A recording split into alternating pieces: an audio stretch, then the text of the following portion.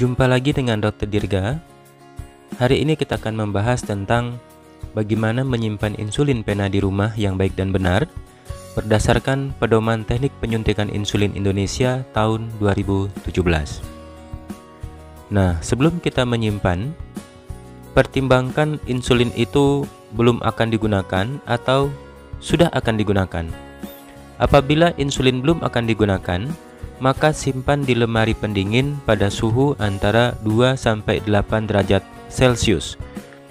Bila insulin pena tersimpan pada suhu antara 2-8 derajat Celcius, maka insulin tersebut dapat kadaluarsa hingga tanggal kadaluarsa yang tercantum dalam kemasannya.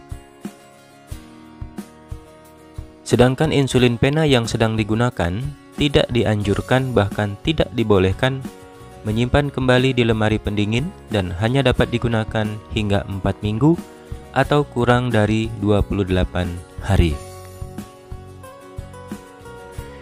Jadi, bagi Bapak Ibu yang 1 bulan mendapatkan lebih dari 1 atau bahkan 4-5 pena insulin yang belum digunakan, simpan di lemari pendingin pada suhu antara 2-8 derajat Celcius, lalu keluarkan satu persatu sesuai kebutuhan. Sedangkan yang sedang digunakan tidak perlu lagi disimpan kembali di lemari pendingin, cukup di suhu kamar dan di ruangan yang paling sejuk di rumah. Dan pastikan tidak terkena sinar matahari langsung sampai insulin itu habis digunakan. Dan tidak dianjurkan menyimpan insulin pada ruangan yang panas atau pada suhu 30 derajat Celcius atau lebih, karena akan mengakibatkan kerusakan insulin. Sebagai informasi tambahan, lemari pendingin rumahan yang dapat digunakan yaitu kulkas, baik 1 pintu maupun 2 pintu.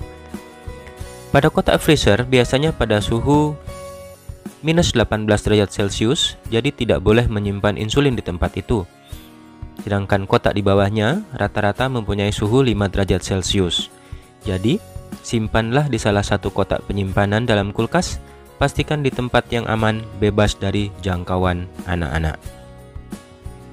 Bagaimana dengan yang tidak memiliki kulkas di rumah? Solusinya, simpan saja di ruangan yang paling sejuk di dalam rumah.